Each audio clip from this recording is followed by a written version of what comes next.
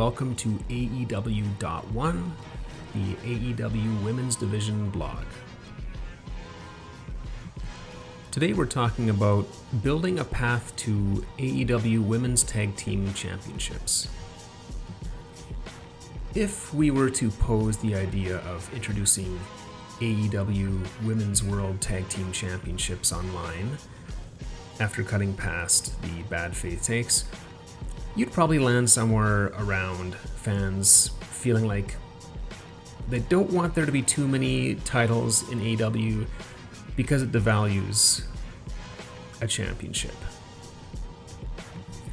However, when we're talking about the right championship, fans don't really seem to mind. I think this take of AEW has too many titles was born out of the announcement of the All-Atlantic title, because previous to that, everyone seemed to be really excited about the possibility of it being trios titles. Fans are ready. I was ready for trios titles since before Tony Khan announced the TNT title. So it's more about the right title. And I get the argument. You don't want to ruin the prestige of all the titles by having too many. But this is a title that I think eventually will be essential. Now, as of this recording, in July 2022, I think it's fair to say that announcing Women's World Tag Team Championship belts right now might be disastrous. And while I think it's hard to forecast into the future, my gut feeling is that even a year from now might be too early, although it's impossible to tell what's on the horizon. I don't think there's any rush to introduce these, but I do feel like there's a rush to start the path so that they can be introduced. And just a little note on why I think they're essential. You think of a graphic, the AEW's champions. You've got CM Punk with the world title, the Young Bucks with the tag team titles. You've got Wardlow with the TNT championship, and Pac with the All-Atlantic, and optional maybe, Ricky Starks with the FTW championship. Once you introduce the Trios Championship, you're talking about having a poster with 9 men on it and 2 women. So it's a bit of a sausage party, and it's a little awkward looking, and this isn't to say that women have to have their own token thing, or we have to do this to be fair, but representation does matter. And I also think that women's tag team wrestling is something that hasn't been really explored well. The first ever post I did on AEW.1 was called Women's Wrestling Rules. And I lay out the case for how watching women's wrestling is often a viscerally different experience than men's. And when you limit women to only being singles wrestlers, you're mostly only touching on confrontational dynamics between rivals. And it can be challenging to create characters who are more than one-dimensional because no stakes exist to be able to explore the relationship dynamics that organically arise when your characters must work together and trust each other. Now, I'll never profess to know what draws in wrestling, so I can't say that not having women's world titles leaves money on the table. But I will say, as far as North American pro wrestling goes, it's an untapped avenue. So, with that in mind, here is my pathway to creating AEW Women's World Tag Team Championships.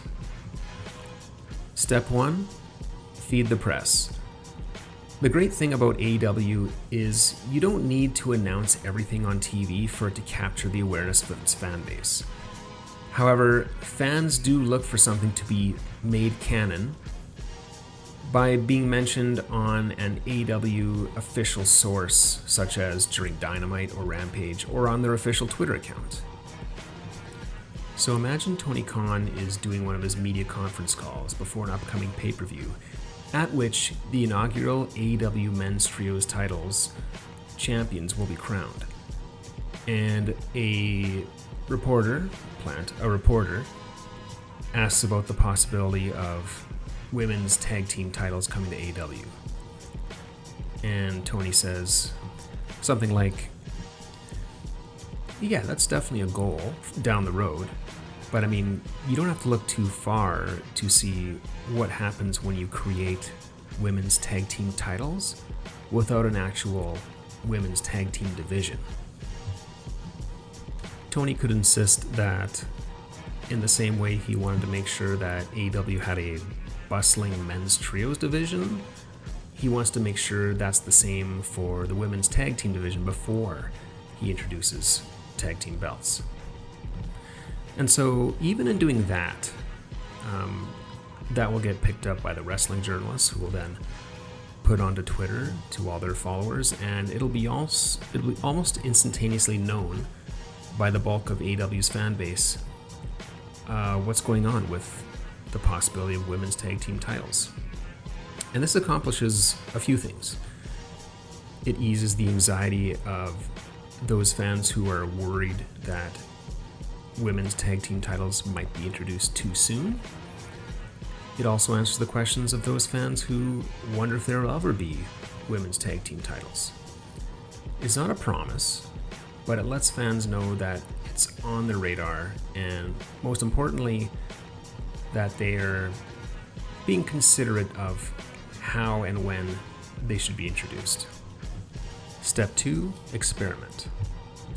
At this moment in time, AEW fans could be forgiven for asking, what's the purpose of Serena Deeb and Mercedes Martinez being in a tag team together?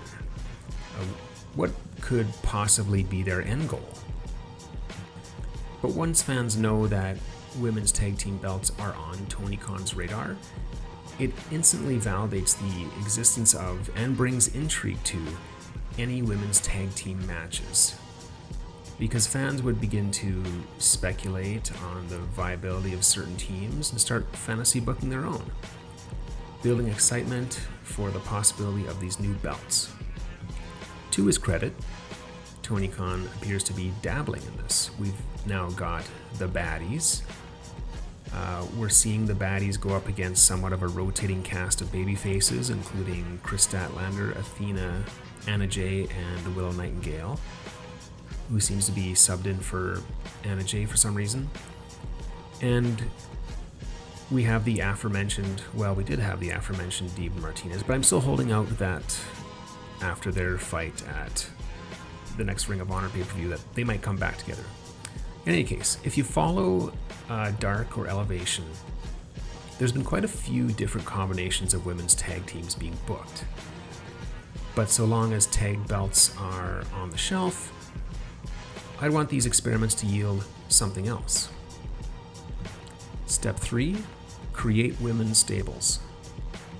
If there's one thing that Tony Khan and I have in common, it's that we both love stables. Tony's a great stable-based booker and great at using stables to tell stories. And you can naturally work out some tag teams out of those stables once they're established. For example, you take the Inner Circle from the past. You had Les Sex Gods with Jericho and Guevara. You had Sammy Hagar with Guevara and Hager. And you also had Chris Jericho and Jake Hager also form a tag team sometimes, and they were really good. And of course, there was also Jericho and MJF. And when you have a stable in place, when you create a tag team out of the stable, those two wrestlers don't feel like two singles wrestlers thrown together, which is sort of the crux of the problem of what happened with WWE's women's tag team titles.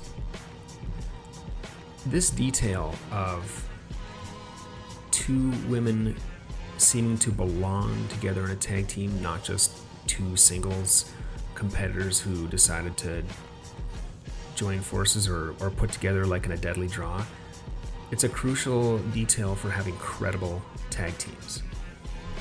Just as a plug, I posted an article recently on AEW.one called Pitching a New Stable for Britt Baker specifically. And it actually got a little bit of traction. It features Megan Bain, who liked the tweet, and Ashley Dambois, who both liked and retweeted it, so that helped it along. Anyway, give it a look. It's a stable that I'd be really interested in seeing, and I don't know, apparently those ladies wouldn't mind it either. Another great way to bring in credible tag teams is step 4, develop rookie tag teams. In men's wrestling, you get tag team specialist wrestlers. Matt Jackson, Dax Harwood, Ortiz. These are all guys whose names are as synonymous with their tag team partners. The challenge with women's wrestling is there doesn't tend to be long-established tag teams that come up on the indies. The only one I can think of really is the Renegade Twins from Mission Pro, and it's fair to say that those are unique circumstances, as they're twin sisters. The good news is, though, there doesn't have to be an established indie women's tag team division. Look at the Acclaimed. Max Caster and Anthony Bowens came to AEW wrestling on Dark, got signed, and then later were put together. And now, when you see them on Dynamite, they feel like tag team wrestlers that have always been a tag team. You can do this with women who haven't been fully introduced to the AEW audience. You know, since I've started doing match reviews, there's been quite a few women who I would have said, oh, I don't know them really that well. And then when I look at them up on Cage Match, they've actually had like 8 or 9 matches on Dark or Elevation.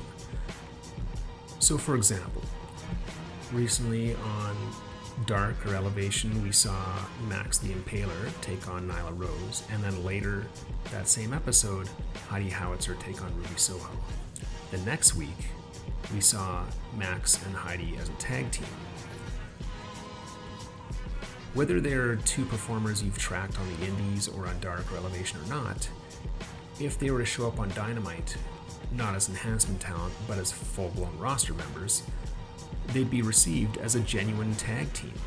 You know, we're seeing this at this moment with Tony Blanchard's new tag team of Toa Leona and Khan, aka the Gates of Agony. Alright, step 5. Have wrestlers drop hints on TV.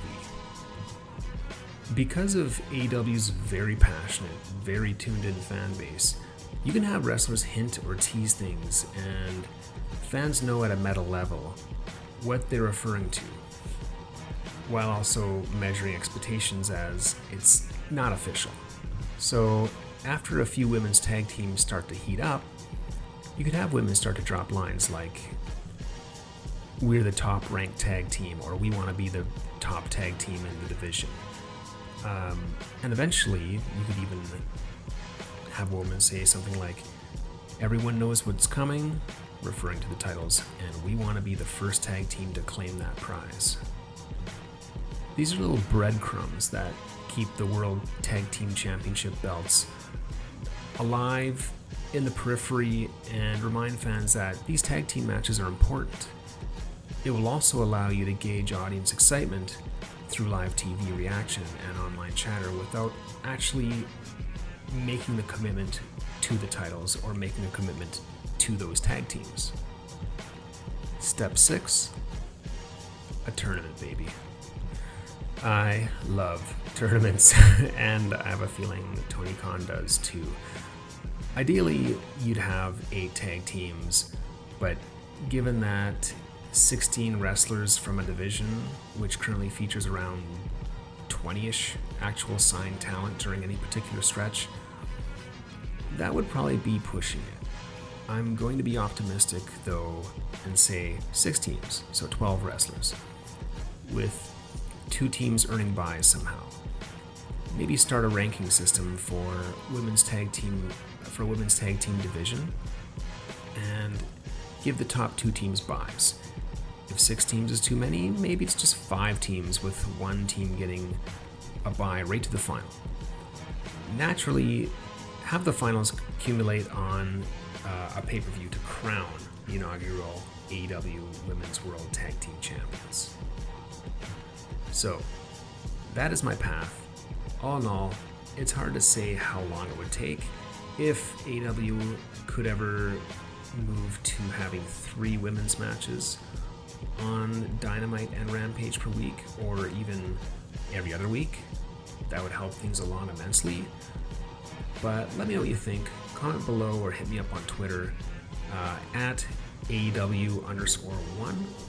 Thanks for listening, and make sure you tell the women in your life how much you appreciate them.